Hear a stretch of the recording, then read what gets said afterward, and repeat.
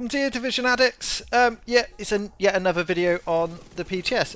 Probably the only one from me. I may do one more, but I'm not sure.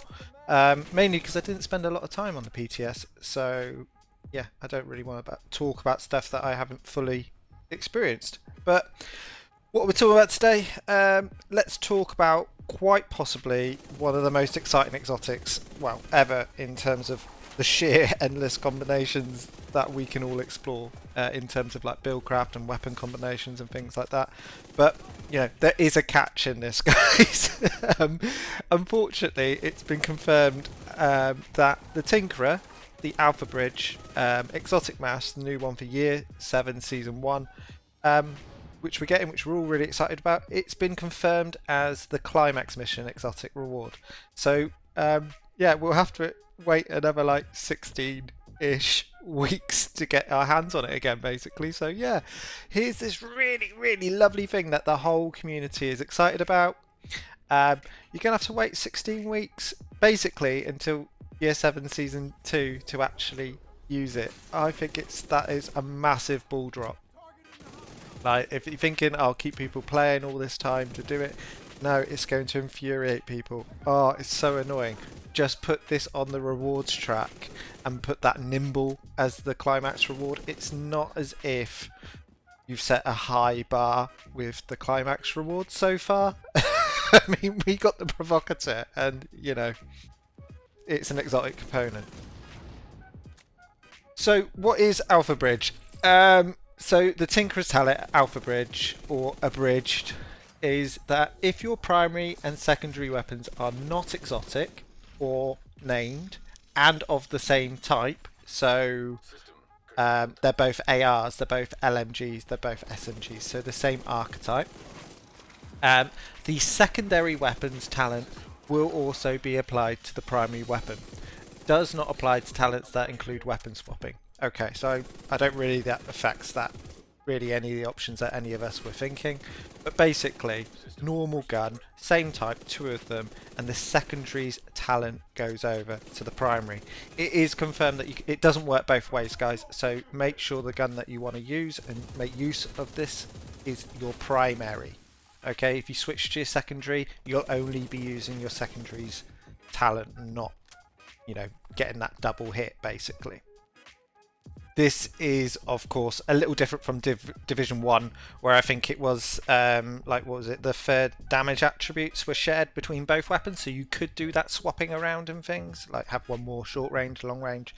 Obviously in Division 1 you had 3 weapon talents on a gun, so that third one was shared. You could switch, you know, if you know you needed survivability on one, killing on the other, sort of thing.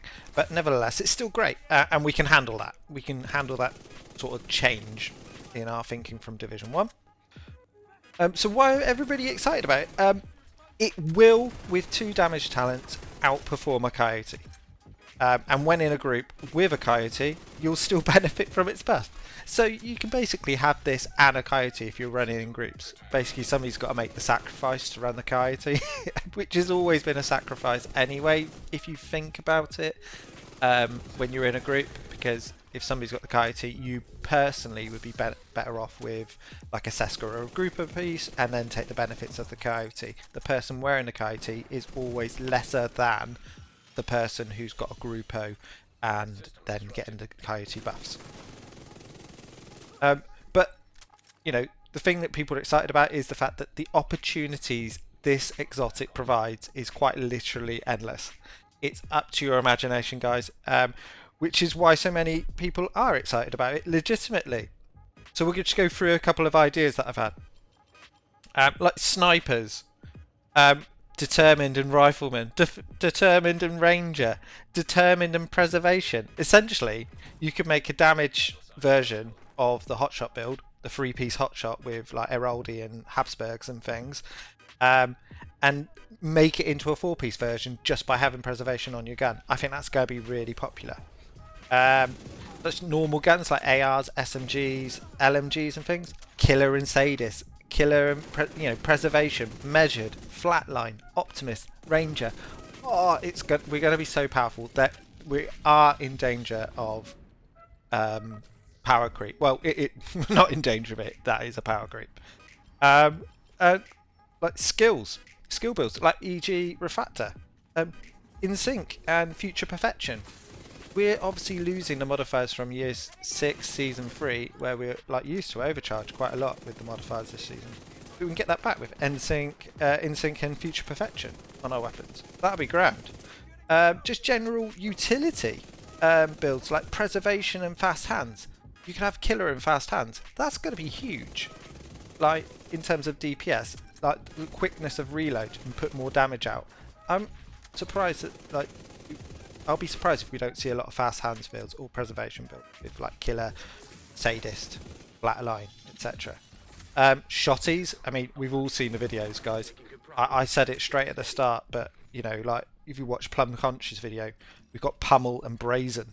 I mean, pair that. He didn't do it this way. He did it high end, but like if you paired with like Hunter's Fury Headshot just for ease of farming for a build, you'll be one shot in most ads on heroic, and that build you'll get 30% armor on kill as well. So you know, Pummel, Brazen, and armor on kill.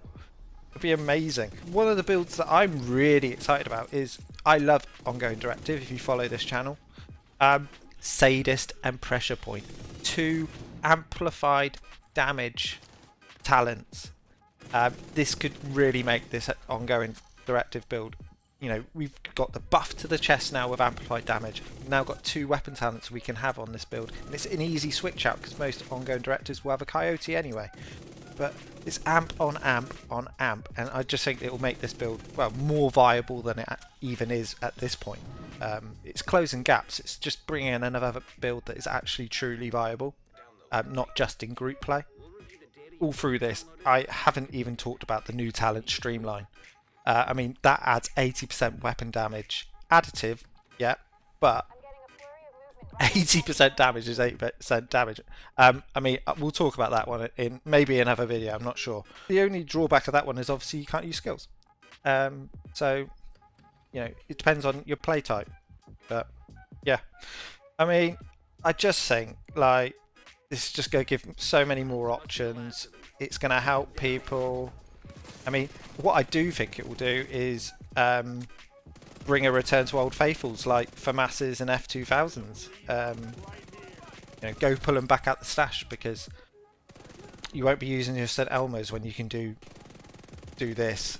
Lexington won't be a thing because when you're using this, because it doesn't work with named talents. I know this was not the case in the PTS, but I don't expect this when it goes live for the Lexington to be able to be used with the Tinkerer. But yeah, that's me for now. That's my thoughts on it. I'm just really excited. Just a shame that we got to wait like another, like, was it 4 months for it? But yeah, if you like the video, like and subscribe.